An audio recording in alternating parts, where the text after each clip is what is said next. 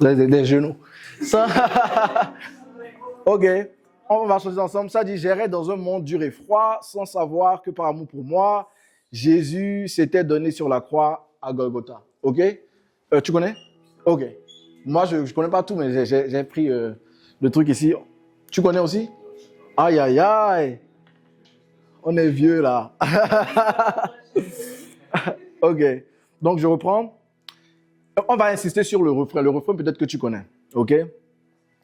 J'errais dans un monde dur et froid, sans savoir que par amour pour moi, Jésus s'était donné sur la croix à Golgotha.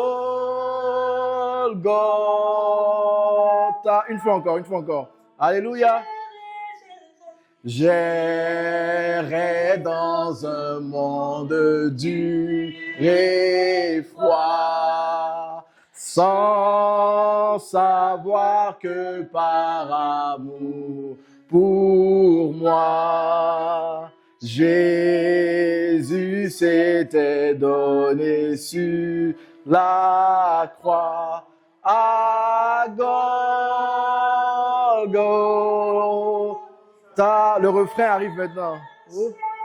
Là, c'est là que mes fardeaux sont tombés. C'est là que Jésus m'a tout donné. Le pardon, la paix, la liberté. À Golgotha, c'est là que mes fardeaux sont tombés. C'est là que Jésus m'a tout donné. Le pardon, la paix, la liberté. À Golgotha.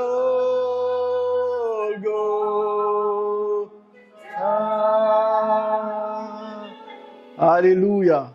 Amen. On peut s'asseoir. Alléluia. Que le Seigneur nous bénisse.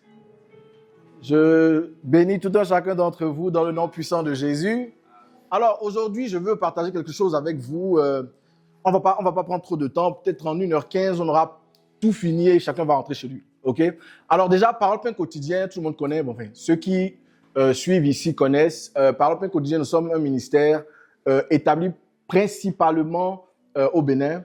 Et nous avons comme goal de commencer une communauté ici à Montréal. Enfin, je ne veux pas dire Montréal, au Canada. Je ne sais pas encore où exactement. Et on a commencé il y a 1 an. Nous avons des cellules, une cellule de prière qui se réunit en ligne tous les jeudis. Donc, si tu es intéressé, il y a le code QR à la sortie. Tu peux juste, avec le code QR, rejoindre la communauté Parole Pain Quotidien. Donc, nous faisons des enseignements, nous prions ensemble, nous passons du temps ensemble. Nous essayons de grandir avec le Seigneur ensemble. Amen. Et je suis sûr d'une chose, quelque chose de merveilleux a commencé à Montréal ou bien au Canada. Et ce que le Seigneur a commencé, il achèvera dans le nom puissant de Jésus. Amen. Alors aujourd'hui, je veux partager quelque chose avec toi qui me tient vraiment à cœur parce que je pense qu'il y a une certaine misconception. On dit ça? Misconception, c'est un mot anglais, c'est pas une mauvaise conception. Yes. OK. Il y a une mauvaise conception de plusieurs choses et j'aimerais en parler. OK? J'ai pas de notes, j'ai écrit dans mon téléphone. Si ça vous dérange pas, je vais garder mon téléphone et ma Bible. Alors, lorsque nous regardons dans nos églises aujourd'hui, ok, lorsque nous regardons dans nos églises, moi personnellement, pour être pasteur depuis longtemps et après avoir rencontré des milliers de personnes, je remarque une chose. Les chrétiens ne réussissent pas. Les chrétiens ne réussissent pas. Nous n'avons pas des chrétiens, c'est-à-dire d'abord même, Ok, les chrétiens sont des mondes bizarres aujourd'hui. Quand tu dis à quelqu'un que tu es chrétien, tu es sale, tu n'es pas... Tu comprends? C'est bizarre. Quand tu es chrétien, tu peux être chrétien, être normal. Amen. Tu peux être chrétien bien habillé. Tu vois la sœur, elle est jolie avant d'être chrétienne. Maintenant, elle est chrétienne, tu la vois, elle n'est plus jolie. C'est bizarre. Amen. Et les chrétiens ne réussissent pas. Et j'ai beaucoup remarqué cela. Et les chrétiens ont souvent les mêmes problèmes, ils ont les mêmes difficultés, ils parlent des mêmes choses. Et c'est comme si Dieu n'exauce pas nos prières. Amen. Nous sommes chrétiens depuis des années, nous prions pour les mêmes choses depuis des années. C'est vrai, nous devons prier Dieu tout le temps, mais il doit y avoir une évolution dans la prière. Amen. Tu pries aujourd'hui pour le mariage, il faut qu'à un moment donné, ça s'arrête et qu'on prie pour quelque chose d'autre et qu'on avance. Alléluia. Mais les chrétiens aujourd'hui sont en train de prier pour la même chose depuis qu'ils ont été sauvés 10 ans après. Ils sont toujours en train de prier pour la même chose. Alléluia. Et ça a commencé par me déranger. Et j'ai fini par comprendre qu'il y a certaines choses que nous n'avons pas compris. Amen. Et nous allons parler de ça aujourd'hui. Et même lorsque des fois l'exaucement arrive, ça arrive tard. Je te donne un exemple. Tu veux que Dieu te bénisse dans les affaires. OK? Et Dieu te bénit dans les affaires à 90 ans. Attends, tu ne vas pas jouir de ça. Tes enfants vont en jouir, c'est vrai, c'est une bénédiction. Mais toi, tu ne vas pas en jouir. Si je suis avec Dieu, on dit que Dieu bénit. Je veux que Dieu me bénisse maintenant, pendant que je suis jeune, pendant que je peux bouger, aller et revenir. Amen. Je veux pouvoir jouir des bénédictions de l'Éternel, de la main de Dieu, maintenant. Amen. Amen. Voilà, donc nous avons besoin de ça. Et nous entendons et nous lisons des passages de la Bible et nous nous posons deux questions. Soit, ce n'est pas vrai ce que la Bible dit, ou soit, ça n'arrive qu'aux autres. Amen. Oui, parce que tu rencontres des chrétiens, c'est comme si Dieu ne m'aime pas. C'est comme si quand je prie, Dieu ne m'entend pas. C'est comme si. Amen. Tu connais des chrétiens comme ça. Peut-être même que toi-même tu es dans le cas. Peut-être que tu t'es dit que Dieu ne t'entend pas. Peut-être que tu t'es dit, Dieu est là pour les autres, mais Dieu n'est pas là pour moi. Amen. Ou peut-être tu t'es demandé même à un moment. Ça nous arrive. Hein? Moi, ça m'arrivait beaucoup. Est-ce que cette histoire de Jésus, c'est vrai? Alléluia. Ne faisons pas les super spirituels. Ça arrive, hein? Même à ton pasteur peut-être. Tu te demandes, est-ce que cette histoire de Jésus-là, d'ailleurs, qui a créé Dieu? Et on commence par se poser des questions. Alléluia. Ça nous arrive. Et nous entendons des choses comme, venez à moi, vous tous qui êtes fatigués, chargés, je vais vous donner du repos. Bah, tu es venu à Jésus depuis longtemps. Et d'ailleurs, tu es venu à Jésus parce que déjà tu étais fatigué, chargé. Amen. L'une des raisons qui t'a fait venir au Seigneur, Jésus, pour la plupart, parce que souvent là, pour ceux qui sont africains, hein, souvent en Afrique, les gens viennent au Seigneur parce qu'ils ont des problèmes. Ok? C'est difficile c'est rare de voir quelqu'un qui n'a aucun problème, qui est zen, qui donne sa vie au Seigneur. Donc déjà, en venant au Seigneur, c'est parce que tu es fatigué, tu es chargé. Et tu as écouté quelque chose comme ça. Ok? Venez au Seigneur, vous tous qui êtes fatigués et chargés, et je vous donnerai du repos. Amen. Maintenant, tu es venu au Seigneur peut-être depuis 10 ans. Et c'est comme si tu es encore plus fatigué, plus chargé que lorsque tu es venu au Seigneur. Il n'y a rien qui a changé vraiment. C'est-à-dire, il n'y a rien qui a vraiment changé. Et on entend des versets comme Jean 14, 14, qui dit, si vous demandez quelque chose en mon nom, je le ferai. Combien de fois tu as dit au nom de Jésus? Est-ce qu'il a fait? Alléluia. Non, c'est dit la vérité. La Bible dit, Jean 14, 14, si vous demandez quelque chose en mon nom, je le ferai. Et depuis des années, au nom de Jésus, je vais sur le nom de Jésus, je vais sur le boulot. Ah! Au nom de Jésus, je vais sur le boulot. Ça fait 2 ans, tu ne travailles pas. Alléluia. Donc, quand on lit des passages comme ça, et quand on regarde notre propre réalité, on se demande qu'est-ce qui ne va pas. Soit, la parole de Dieu, c'est n'importe quoi. Soit, Dieu n'agit pas pour nous, et il agit pour les autres. Alléluia. Maintenant, face à tant d'échecs, face à tant de questions et tout ça, on ne sait plus comment faire. On a décidé maintenant de regarder d'une autre face. On s'est dit, ok, peut-être que c'est les démons.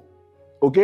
On a commencé à se dire peut-être que il faut que j'intègre ce qu'on appelle la technologie. C'est une technologie qu'on appelle le combat spirituel. Alléluia. Oui, il faut que je commence le combat spirituel parce que je suis en train de prier depuis, je ne suis pas en train de voir gain de cause. Ok? Je suis en train de tout faire depuis. Je ne suis pas en train de voir gain de cause. Donc, peut-être que c'est les démons. Peut-être que j'ai besoin d'agir d'une autre façon. Et le combat spirituel, c'est réel, ce n'est pas une mauvaise chose. Éphésiens 6, verset 12. La Bible dit, car nous n'avons pas à lutter contre la chair et le sang. La chair et le sang, c'est quoi? C'est toi et moi, ok? Entre hommes, nous n'avons pas à nous battre. Mais contre les dominations, contre les autorités, contre les princes de ce monde de ténèbres, contre les esprits méchants, dans le céleste en Christ. Donc, combat, il y a. Alléluia. Donc, le combat est réel. On doit combattre. Tu combattras toute ta vie les démons. Amen. Oui, ce n'est pas la tante du village qui t'en veut. C'est Satan qui t'en veut tout simplement parce que Dieu t'a créé avec la boue sur laquelle il l'a jeté pour faire une créature supérieure pour dominer sur lui. Ça lui fait mal et il va t'attaquer. Alléluia. Maintenant, on décide de faire le combat spirituel. On décide de chasser les démons. Et dans la catégorie du combat spirituel, il y a beaucoup. Hein. Le combat spirituel, ce n'est pas juste la prière de combat et de délivrance. C'est ce que nous connaissons aujourd'hui. Nous connaissons la prière de combat, la prière de délivrance, mais le combat spirituel, c'est un peu vaste. Amen. Donc, alors rien ne marche. On choisit le combat spirituel, la prière de délivrance, et on commence par combattre. Mais le problème, c'est qu'on le fait mal. Aujourd'hui, je veux parler du combat spirituel, ou bien de la prière de délivrance, ou de la prière de combat, mais je veux te parler de la meilleure façon de le faire. Parce que plusieurs personnes ne comprennent pas le combat spirituel. Alléluia. Oui, plusieurs personnes ne comprennent pas le combat spirituel. Nous faisons technologie. Alors, plusieurs personnes ne comprennent pas le combat spirituel. Amen. Et c'est de ça que nous allons parler. Nous allons parler de 4 choses pour combattre efficacement et pour réussir dans le combat spirituel. Pour que, quand tu es en train de faire le combat spirituel là, pour quelque chose, tu réussisses et tu passes à une autre étape de ta vie. Alléluia. C'est bon? On peut y aller? On peut y aller? Ok. Aujourd'hui, comment est-ce qu'on combat? Comment est-ce qu'on prie quand on veut faire le combat spirituel? Fire! Brisé! Je te lis. J'étais allé dans une église une fois. C'est un pasteur nigérian. Il a pris, il était en train de prier. Il était en train de bouger. Et il dit, I take the gun of the spirit. Pow! I kill you. Il dit, alléluia. Donc, on tue les démons, on les brise. Je t'attache. Satan, je te piétine. Alléluia. Et tu as fait ça pendant combien de temps? Pendant longtemps. Et rien n'est en train de se passer. Don't get me wrong, je ne suis pas en train de dire que prier de la sorte est mauvaise. Ok? Ce n'est pas forcément mauvais. Mais il y a des étapes avant de commencer par prier comme ça. La première étape, c'est fuir le péché. Le vrai combat spirituel, ce n'est pas du fire à briser. Le vrai combat spirituel, c'est fuir le péché. Ok? Donc, lorsque tu veux engager dans le combat spirituel, il faut te rassurer que tu es en train de vivre une vie de sanctification. Tu sais pourquoi? Parce que Satan n'a pas peur de tes failles brisées. Il sait que quand tu vas finir de le lier, tu vas ressortir pour demeurer dans le même péché dans lequel tu étais avant de commencer par des failles brisées. Alléluia. Donc c'est pour ça qu'il n'a pas peur. C'est pour ça que ce n'est pas effectif. C'est pour ça que ton combat spirituel n'est pas en train de porter de fruits. Parce que l'ennemi sait exactement comment t'avoir. Tu peux aller faire 10 heures de temps en présence de Dieu et dire « je te tue, je te détruis ». Rien ne va absolument se passer. L'ennemi ne va absolument pas bouger. Ta vie ne va absolument pas changer. Parce que tu n'es pas en train de dealer avec le péché. Éphésiens 4, versets 26 à 27. Ça dit quoi? Regarde, tout le monde connaît ce passage. Si vous vous mettez en colère, c'est un exemple parmi tant d'autres. Si vous vous mettez en colère, ne péchez point. Que le soleil ne se couche pas sur votre colère. Et ne donnez pas accès à qui? Ne donnez pas accès au diable. Alléluia. Tu sais ce que ça veut dire? Ça veut dire que, d'abord, si vous vous mettez en colère, je veux que ce soit clair, hein? Je ne veux pas être trop super spirituel, je veux être véridique, sincère. Si vous vous mettez en colère, si quelqu'un chrétien te dit, un pasteur te dit, tu peux pas te mettre en colère, c'est un péché. Non, ce n'est pas un péché de se mettre en colère, tu peux te mettre en colère. Jésus-Christ s'est mis en colère dans le marché, il a chassé les marchands, ok? Ok. Donc, si vous vous mettez en colère, ne péchez pas parce que souvent, très souvent, lorsque tu te mets en colère, que tu restes sur la colère, ça conduit à une réaction. Ça conduit à quoi? Au péché. Maintenant, la Bible nous recommande de ne pas dormir en colère.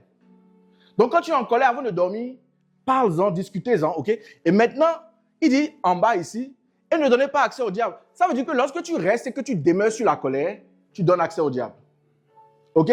Donc, Satan n'a pas peur que tu casses, que tu brises, que tu tues, parce qu'il sait que tu as un problème de colère. Et il sait que tu vas dormir sur la colère.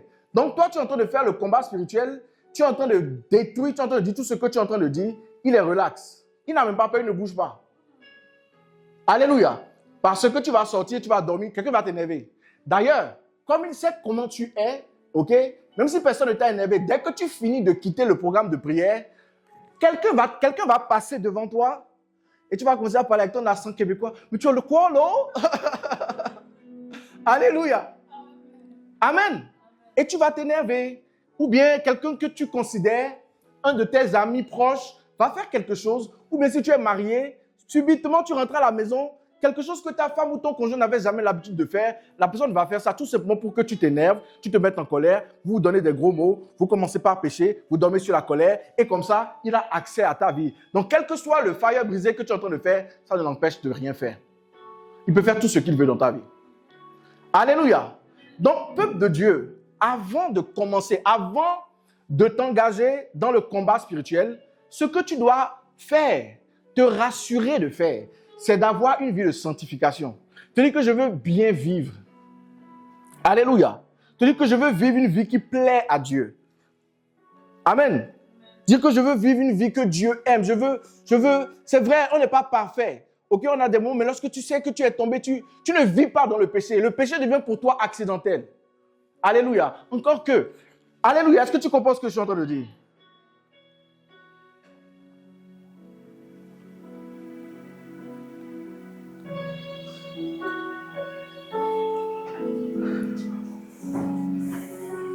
Et moi, j'ai remarqué que souvent, on utilise le combat spirituel parce qu'on ne veut pas prendre nos responsabilités. Alléluia. Oui. On veut mettre tout sur les démons et on ne veut pas régler le problème nous-mêmes. Alléluia. Et je pense que la majorité... Et encore, je tiens à répéter que je ne suis pas contre le combat spirituel. Je ne suis pas contre les prières de délivrance. On en fait. Alléluia. Mais ce que je suis en train de dire, avant de t'engager dedans, pose-toi les réelles questions. Est-ce que je vis une vie de sanctification? Est-ce que la vie que je suis en train de mener est une vie qui plaît à Dieu? Est-ce que quelque part, Jésus-Christ, lorsqu'il partait, il a dit, le prince de ce monde arrive, mais il n'a rien en moi. La raison pour laquelle Jésus n'est pas resté dans le tombeau, c'est parce que Satan n'a rien vu en Jésus qui lui appartenait, qui lui ressemblait. Alléluia. Donc, lorsque le prince de ce monde, la Bible appelle Satan le prince de ce monde. Donc, lorsque le prince de ce monde arrive et qu'il trouve en toi des trucs qui lui correspondent, alors il peut attaquer ta vie parce que c'est à lui. Alléluia. Il a la méchanceté, il est méchant. Lorsqu'il te trouve méchant, il dit que ça, c'est mon fils. Donc, je peux faire ce que je veux de sa vie. Alléluia. Donc, ne fuis pas tes responsabilités. Reconnais ce qui ne va pas. Reconnais là où tu fais mal. Reconnais là où tu es en train de vivre dans le péché. Reconnais ces choses-là. Et lorsque tu les reconnais, ok, alors là, tu peux aller engager dans le combat spirituel. Parce qu'il n'a rien à te reprocher. Il n'a rien en toi. Et lorsque tu pries, tu es efficace. Lorsque tu pries, lorsque tu dis, tu tombes dans le nom de Jésus. Il tombe effectivement. Parce qu'il sait que même lorsque tu vas finir, tu vas vivre une vie de sanctification. Alléluia. Amen. Maintenant, comment réussir? Comment faire pour fuir le péché? Ok? Matthieu 26, verset 41. Veillez et priez. Ce passage, je vais rester sur ce passage. J'ai lu ce passage plusieurs fois. Mais en fait, en préparant ce message, j'ai compris ce passage encore autrement. Il dit, veillez et priez afin que vous ne tombiez pas dans la tentation. L'esprit est bien disposé, mais la chair est faible. Ok. C'est parce que la chair est faible que nous péchons. Ok. C'est parce que la chair est faible que nous faisons des choses qui ne glorifient pas le nom de Dieu. Parce que la chair est faible. Mais la Bible dit veillez et priez afin de ne pas tomber. Tu sais ce que j'ai compris cette fois-ci? Toutes les fois où on pêche, c'est parce qu'on veut. Tout à l'heure, j'ai dit accidentel. Mais je me rends compte en fait que toutes les fois où on pêche, c'est parce qu'on veut.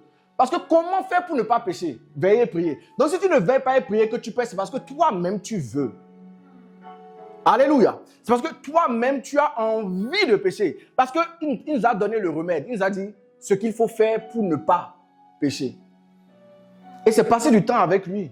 Alléluia. La Bible nous parle de Moïse. Moïse est rentré dans la présence de Dieu pendant 40 jours. Et la Bible dit, lorsqu'il est revenu, le peuple ne pouvait pas le regarder. Alléluia. Ça veut dire quoi? Ça veut dire que lorsque tu passes du temps dans la présence de Dieu, tu deviens comme lui. Alléluia. La Bible dit que personne ne peut voir Dieu et vivre. On ne pouvait plus voir Moïse et vivre. Alléluia. Parce que dans la présence de Dieu, tu commences par lui ressembler. Donc, lorsque tu commences par prier, lorsque tu commences par passer du temps avec le Seigneur, Amen. Tu ne peux pas dire seulement, Seigneur, donne-moi d'arrêter le péché. Non, passe du temps avec lui. Ce n'est même pas une prière à faire. Passe tout simplement du temps avec le Seigneur. Tu n'as pas besoin de dire, Seigneur, je ne veux plus mentir. Tu n'as pas besoin de dire, Seigneur, je ne veux plus voler. Non, tu n'as pas besoin de dire ça. La seule chose que tu as besoin de faire, viens dans la présence de Dieu. Adore-le. Loue-le, mais fais-le régulièrement. Parce que quand tu seras en train de le faire, tu vas commencer par prendre le caractère, le comportement de Jésus. Tu n'as pas remarqué que des fois, tu te rends compte que quelqu'un vient de t'énerver, mais la façon dont il t'a énervé, ça ne te dit plus rien. Alors que toi, 2 ans avant, tu allais être furieuse. C'est parce que tu as passé tellement de temps dans la présence de Dieu qu'il a commencé par te transformer, à changer ton comportement, à changer ton caractère. Tu veux fuir le péché, passe du temps avec le Seigneur. Alléluia. Je vais aller vite. Audrey est en train de me menacer avec un timer ici. OK. La deuxième des choses, OK? La deuxième des choses avant d'engager dans le combat spirituel, c'est obéir à Dieu. Alléluia. Je vais lire 2 passages dans le livre de Deutéronome. Deutéronome 28. La Bible dit, si tu obéis à la voix de l'Éternel ton Dieu, en observant et en pratiquant tous ces commandements que je te prescris aujourd'hui, l'Éternel ton Dieu te donnera la supériorité sur toutes les nations de la terre. Et quand tu continues à lire jusqu'au verset 12, ça te parle de plus de bénédictions encore. Alléluia. Mais le prochain chapitre, voilà. Numéro 15, ça dit, mais si tu n'obéis pas à la voix de l'Éternel ton Dieu, si tu n'observes pas et ne mets pas en pratique tous ces commandements et toutes ces lois que je te prescris aujourd'hui, voici toutes les malédictions qui viendront sur toi. Et quand tu lis jusqu'à la fin, tu vois les malédictions. Alléluia. C'est clair. Au fait, lorsque tu obéis à Dieu, il te bénit. Amen. Donc, en ce moment-là, ce n'est plus une question de démon. Tu n'as pas besoin d'aller faillir, briser, détruire, tuer. Non, tu n'es pas en train d'obéir. Regarde, il y a des dimensions, il y a des choses que tu n'obtiendras jamais de Dieu si tu n'es pas en train de lui obéir. Quel que soit le nombre de fois tu pries, quel que soit comment tu pries, si tu n'es pas en train d'obéir. Je donne un exemple. Vous connaissez tous l'histoire de Jonas. Jonas, Dieu l'a envoyé à Ninive pour aller faire un travail. Il a refusé. Et un géant poisson est venu le manger. Alléluia. Le géant poisson ne l'a pas laissé. Le géant poisson l'a laissé seulement lorsqu'il a décidé d'obéir. Alléluia. Donc, c'est lorsque tu décides d'obéir à Dieu que des fois, il te bénit. Alléluia. Et ce n'est pas le combat spirituel. Il n'y a aucun démon là. Fais ce que j'ai eu de faire et je te bénirai. Amen. Fais ce que j'ai eu de faire et je te bénirai. Regarde, il y a des choses très simples que le chrétien. Au fait, je ne comprends pas la dimension du chrétien aujourd'hui. Dans le livre d'Éphésiens, la Bible dit, honore ton père et ta mère, c'est le premier commandement accompagné d'une promesse. OK? Tu ne peux pas imaginer le nombre de personnes que je rencontre chaque jour avec qui je parle, qui ne parlent pas avec leurs parents, qui ont des problèmes avec leur père, qui ont des problèmes avec leur mère et tout ça. Tu ne peux pas imaginer. Il y en a tellement. Et quand ils viennent me voir et on parle de ça, après ils veulent parler d'autres choses, ils s'attendent à ce que je prie et je déclare une parole sur eux. Je dis, je ne peux pas prier pour toi. Ah, homme de Dieu. Oui, je ne peux pas. Pourquoi? Va pardonner à ton papa. Va pardonner à ta soeur. Va pardonner. Va parler à ton père. C'est le premier commandement suivi de bénédiction. Écoute, tu ne seras pas béni si tu as des problèmes avec tes parents. Maintenant, OK? Nous sommes dans un monde pervers. Amen. Je peux comprendre qu'il y a des parents qui ne sont pas bien dans la tête. Mais ça ne veut pas dire qu'il faut les haïr, les détester. Tu peux les aimer à distance. Alléluia. Mais rassure-toi que tu les as pardonnés. Rassure-toi que tu es en paix avec tes parents. Ne devez rien à personne si ce n'est de l'amour. C'est la Bible qui le dit. Alléluia. Est-ce qu'on me comprend? Deuxième verset. Et ça aussi, j'ai du mal avec. Matthieu 6, verset 14 à 15. La Bible dit de pardonner. Et la Bible dit que si tu ne pardonnes pas, Dieu ne te pardonne pas. Tu comprends? La Bible dit que si tu ne pardonnes pas, Dieu ne va pas te pardonner. Alors que la Bible dit que le salaire du péché, c'est la mort. Je ne sais pas si tu es en train de comprendre ce que la Bible est en train de dire. La Bible est en train de te dire que tu as intérêt à pardonner. Parce que si tu n'as... Écoute, tu as plus fait mal à Dieu que les gens t'ont fait mal. Pourtant, Dieu te pardonne. OK? Mais il dit, si vous ne pardonnez pas aux hommes, votre Père ne vous pardonnera pas vos fautes non plus. Mais malheur à toi si tes fautes ne sont pas pardonnées. Alléluia. Donc si je te pardonne, ce n'est pas parce que je veux te pardonner. Je te pardonne parce que je veux obéir à Dieu, je veux une bénédiction, je veux avancer dans ma vie. Je ne te pardonne pas parce que je ressens. Papa Karambéry a dit, les sentis ont menti. Écoute, ce n'est pas une histoire de sentiment. C'est une histoire de marcher dans la parole de Dieu, de faire ce que Dieu demande. Alléluia. Fais tout simplement ce que Dieu demande, il demande de pardonner. Donc si tu veux être pardonné, pardonne. Écoute, j'ai une mauvaise nouvelle pour toi ce soir. Si tu es ici et il y a des gens que tu n'as pas pardonné, Dieu ne t'a pas pardonné, ce n'est pas la peine de prier. Arrête. Alléluia. Va d'abord pardonner. Alléluia. Retourne pardonner d'abord. Dieu ne t'a pas pardonné. Écoute, tu perds ton temps. Écoute, la Bible dit que si quelqu'un est en train de prier, quelqu'un est en train de le louer et qu'il se souvienne, il se souvienne que quelqu'un, il a un problème avec quelqu'un, qu'il laisse d'abord là son offrande et qu'il aille et qu'il règle ce problème-là avant de venir. Tu perds ton temps si tu es dans la présence de Dieu et que tu n'as pas pardonné. Ce n'est pas possible. Disons la vérité. Alléluia. Oui, disons la vérité. Je ne veux pas te casser dans le sens du poil. Je veux te dire ce que la parole de Dieu dit. Ce n'est pas moi. Ne me critique pas. Critique la Bible. Alléluia. Critique la Bible. Alléluia. Oui. Donc, tu as besoin de ça. Tu as besoin de pardonner. Tu as besoin d'obéir à Dieu. Dieu te demande de faire des choses. Fais tout simplement ce que Dieu te demande de faire. Maintenant, lorsqu'on dit obéir à Dieu, tu vas me dire, homme de Dieu, mais je ne sais pas entendre la voix de Dieu. D'abord, c'est un problème. Toutes les personnes qui me disent ça, je leur dis c'est un problème. Pourquoi? La Bible dit, mais Bobby entend ma voix, elle me connaît, elle me suit. Si tu n'entends pas la voix de Dieu, c'est que tu n'es pas sa Bobby. Écoute, c'est un problème. Alléluia. Oui, tu peux mettre le verset prochain. Ça dit, mais Bobby entend ma voix, je les connais, elles me suivent. Écoute, en tant qu'enfant de Dieu, tu dois te voir, pouvoir, savoir, entendre la voix de Dieu. Alléluia. Mais tu vas me dire, je ne sais pas comment. Écoute, tu as une Bible. La Bible, c'est la parole de Dieu. Alléluia. Oui, tu suis tout simplement ce que Dieu te fait. C'est la façon la plus simple. Parce que si tu n'es pas une brebis de l'Éternel, tu es une proie pour Satan. Alléluia. Oui, tu es une proie. Écoute, le monde dans lequel nous sommes est dangereux. Écoute, je vais te dire la vérité. Tu ne peux pas vivre sur cette terre aujourd'hui dans laquelle nous sommes sans Dieu. C'est une erreur. Alléluia. C'est une erreur. Et plusieurs personnes sont en train de fuir Dieu, parce que les gens sont trop bizarres. Lorsqu'il s'agit de Dieu, là, ils sont, oh, Seigneur. Non, on peut être simple. Et être profond dans les choses de Dieu. Amen. Je pouvais venir ici en costard, en costume. Ouais. Je suis dans la place, yo. Alléluia. Oui, mais le monde dans lequel nous sommes aujourd'hui, nous avons besoin de Dieu. C'est impossible de faire à l'heure actuelle sans le Saint-Esprit. Amen. Et nous avons besoin de l'écouter. Parce qu'il nous donne des directives. Il va te dire, fais ci, fais ça. Le grand Jésus, il est né. Le Saint-Esprit, par un ange, a parlé à Joseph. Il dit, prends l'enfant Jésus et fuyez en Égypte. Tu vas te dire, mais il y a une erreur que les gens disent. Les gens disent, si Dieu veut ça pour moi, ça va arriver. C'est faux. Dieu peut vouloir ça pour toi et ça ne va jamais arriver parce que tu n'es pas en train d'obéir. Dieu voulait que Jésus soit notre sauveur. Mais Jésus devait quitter là où il est né, fuir. Il dit, fuis en Égypte. Le grand Jésus a fui en Égypte. Joseph a eu une instruction. Il a obéi à l'instruction de Dieu. Donc tu ne vas pas arriver là où tu vas par hasard. Tu vas devoir obéir. Et ça n'a rien à voir avec les démons, ça a tout à voir avec toi-même. Alléluia. Donc la première des choses, avant d'engager dans le combat spirituel, c'est fuir le péché. La deuxième des choses, avant d'engager dans le combat spirituel, c'est quoi? C'est obéir à Dieu. La troisième des choses, pour engager dans le combat spirituel,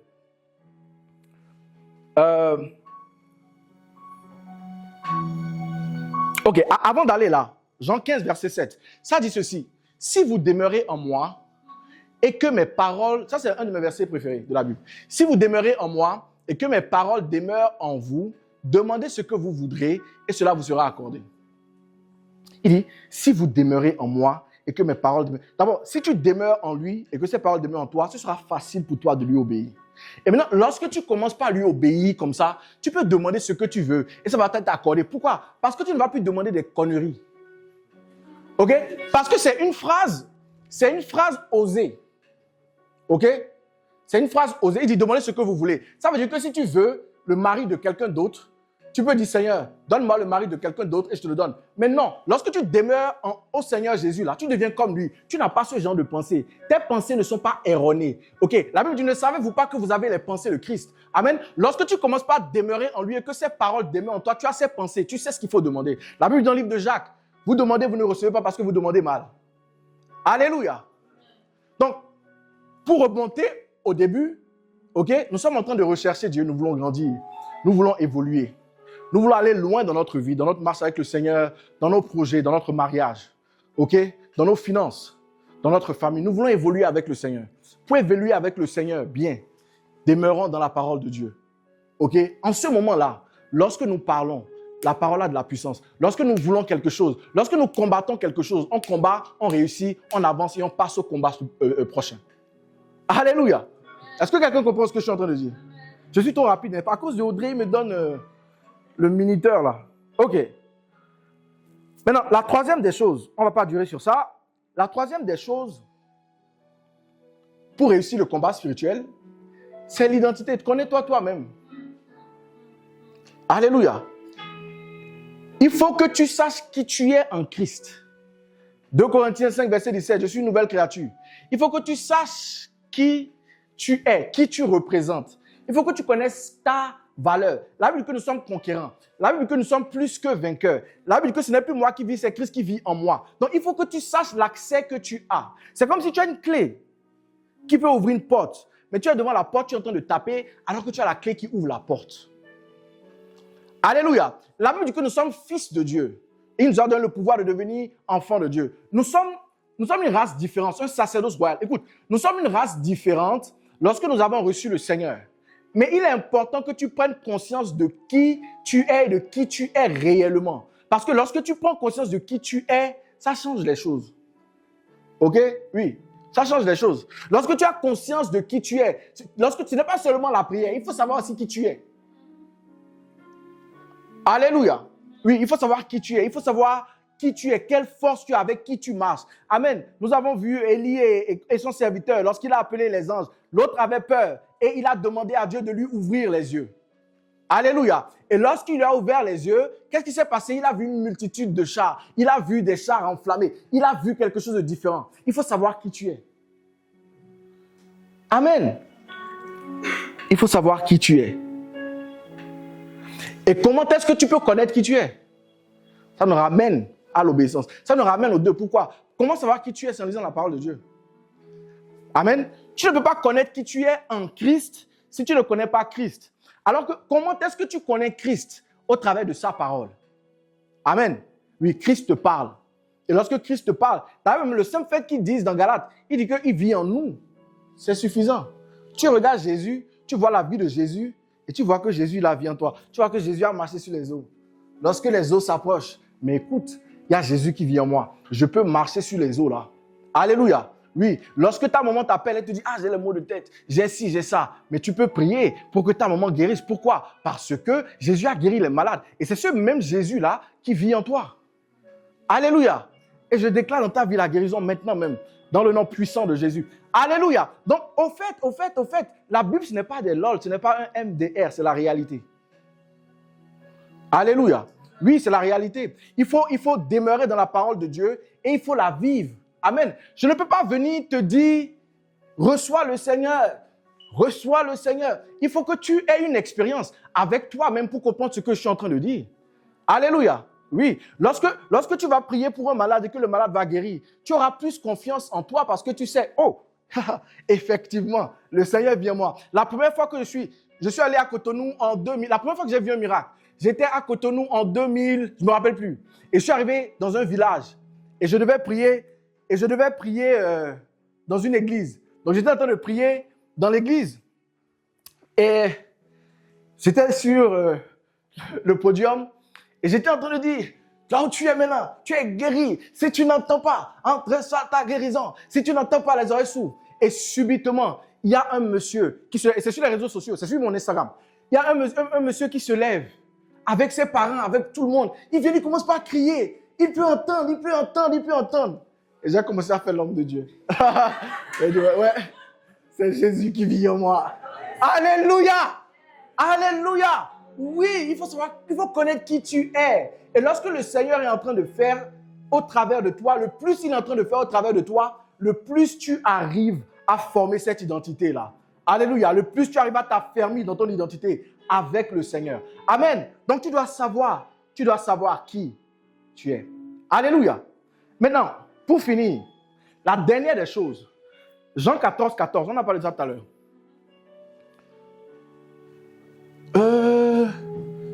Non. Est-ce que c'est ça? Non. Jean 14, 14, peut-être je t'ai envoyé le mauvais verset. Mais Jean 14, 14 dit, en fait, si vous demandez quelque chose en mon nom, donc c'est ça. Si vous demandez quelque chose en mon nom, je le ferai. C'est Matthieu 11, 28. Ok. Si vous demandez quelque chose en mon nom, je le ferai. Amen. Ok. Nous allons comprendre tout à l'heure que ce n'est pas littéral. Alléluia. Oui, ce n'est pas littéral. Va dans Acte 19, verset 13 à 15. Ok? Ok. Quelques exorcistes juifs ambulants essayèrent d'invoquer sur ceux qui avaient des esprits malins le nom du Seigneur Jésus. À qui il a dit? Ce que vous demandez à mon nom, je le ferai. Amen. Donc, eux, ils ont pris ça littéralement. Ok. Donc, le nom de Jésus, ok, en disant, je vous conjure par Jésus que Paul prêche. Ok. Maintenant, la Bible dit au verset 14, ceux qui faisaient cela étaient 7 fils de Sceva, juifs, l'un des principaux sacrificateurs. L'esprit malin leur répondit, je connais Jésus et je sais qui est Paul, mais vous, qui êtes-vous? Et si tu continues par lire, tu vas voir que les démons les ont même bastonnés. Et ils ont fui, tout nus. Alléluia. Voilà. Ok. Maintenant, nous comprenons par là que lorsque nous revenons à notre chapitre, au verset qui dit, ce que vous demandez, si vous demandez quelque chose au nom de Jésus, ok, il vous sera donné. Non, c'est pas ça. Si vous demeurez en moi, non. Matthieu 11, 28.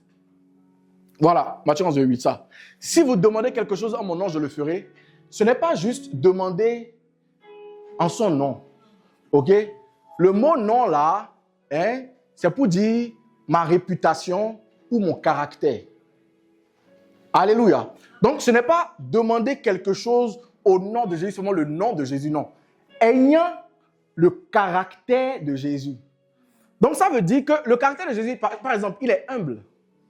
Alléluia. Si tu n'es pas humble, ok, et que tu dis au nom de Jésus, ça n'a pas de puissance. Ça n'aura pas autant de puissance que quelqu'un qui est effectivement humble et qui demande au nom de Jésus. Alléluia. Donc, si vous demandez quelque chose en mon caractère, en ma réputation, je le ferai. Alléluia. Et le dernier point, c'est avant d'engager dans le combat spirituel, il faut avoir le caractère de Jésus. Par exemple, le caractère d'humilité. Vous savez que la Bible dit dans le livre de Jacques que Dieu fait grâce aux humbles, mais il résiste aux orgueilleux. Est-ce que tu t'es posé la question de savoir, tu imagines Dieu te résister? Ce n'est pas un petit, hein? C'est Dieu, le créateur de l'univers, qui te résiste, qui te fait opposition, juste parce que tu n'es pas humble. Alléluia. Juste parce que tu n'es pas humble, le créateur de l'univers te résiste. Il te fait opposition. Amen. Donc, si tu es orgueilleux, ok, et que tu es en train de prier dans le nom de Jésus, ou bien tu es en train de chasser les démons, tu es en train de casser, briser, de détruire, de tirer, de lier, ça n'a aucun effet. Pourquoi? Parce que tu n'as pas le caractère de Jésus.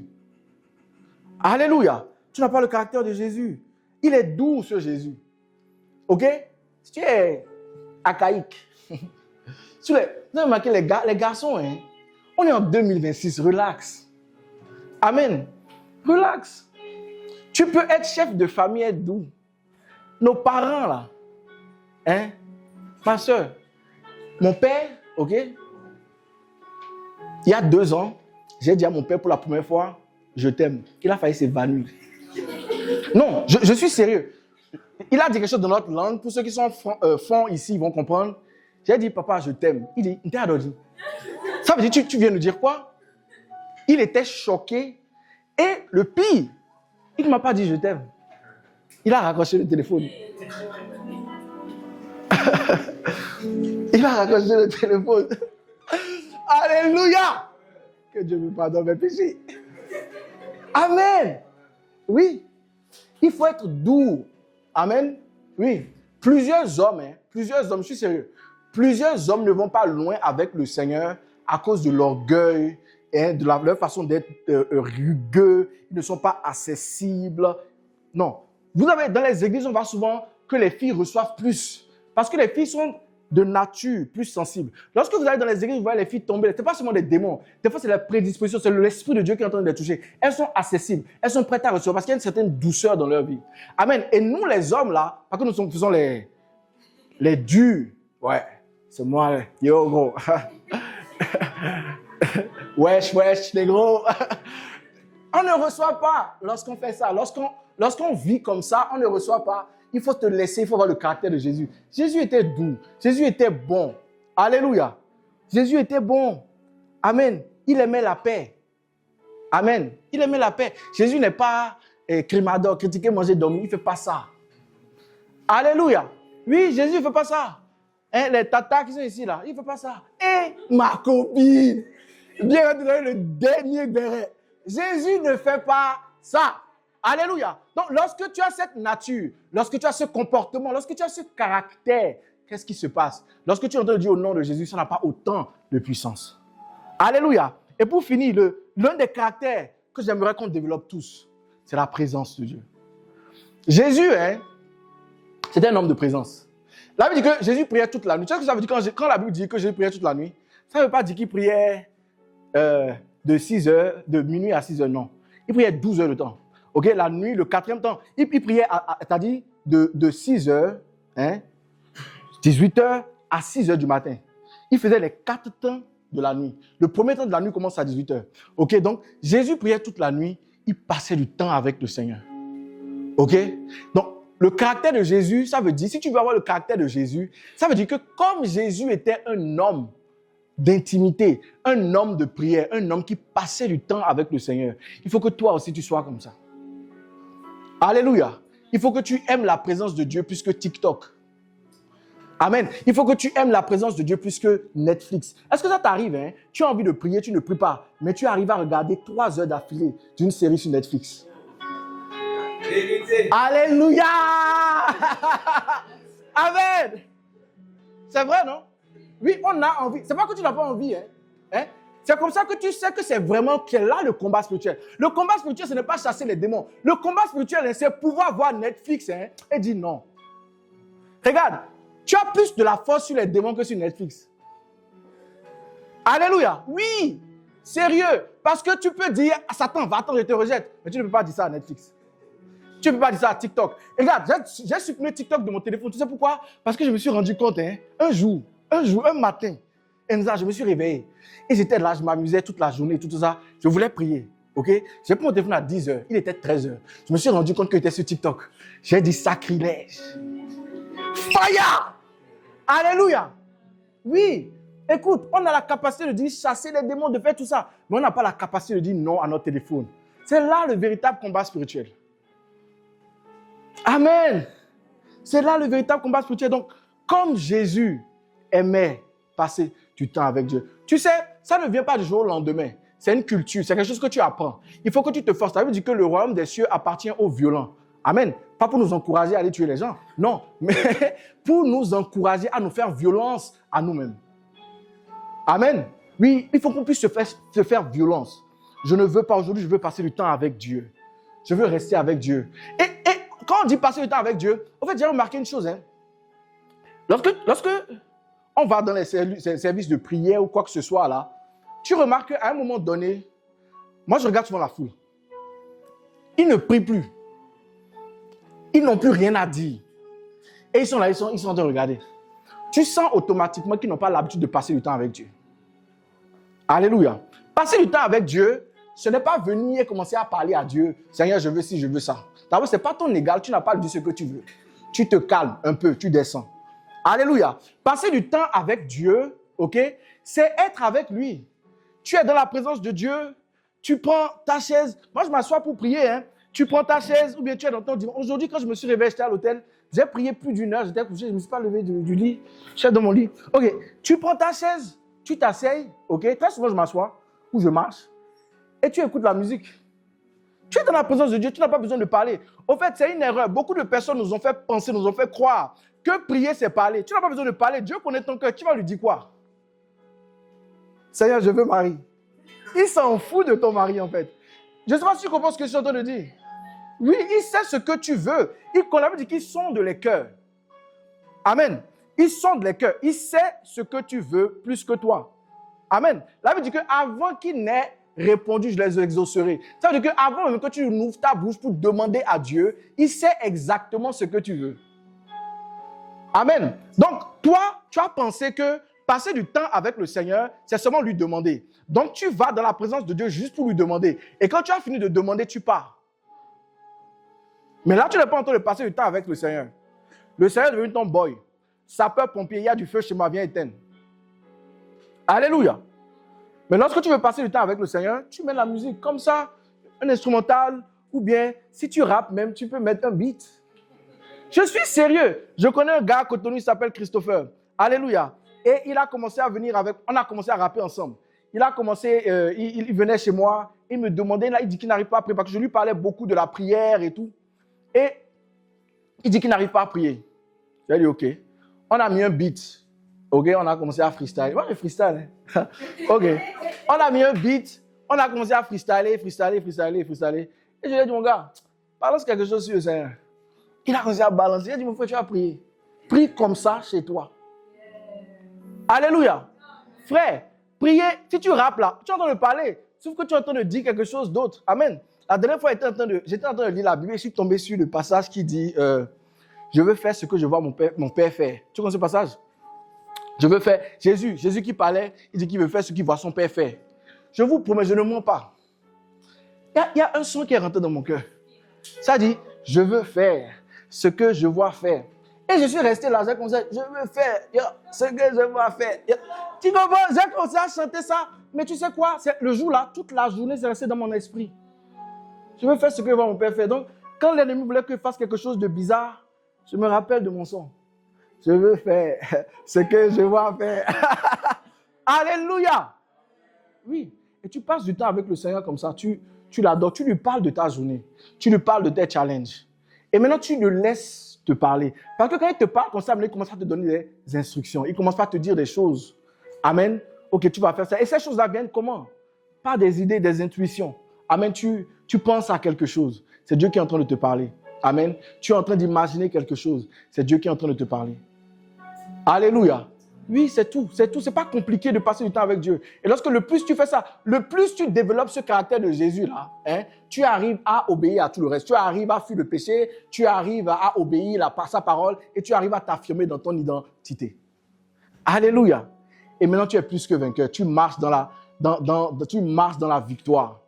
Alléluia. Tu commences par réussir. Tu commences par voir qu'il y a un progrès tangible. Je refuse d'être chrétien et de ne pas évoluer.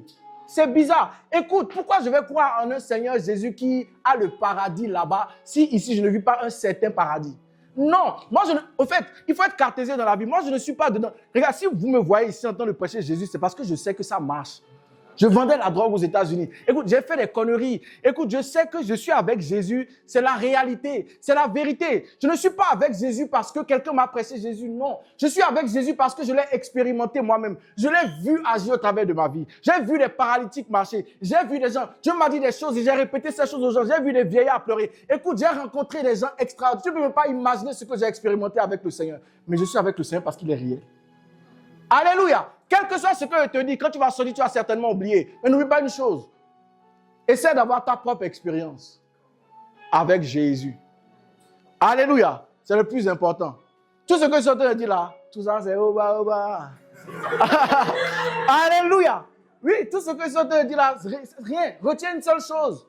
Alléluia. Je veux avoir une intimité avec le Seigneur. On va se tenir debout.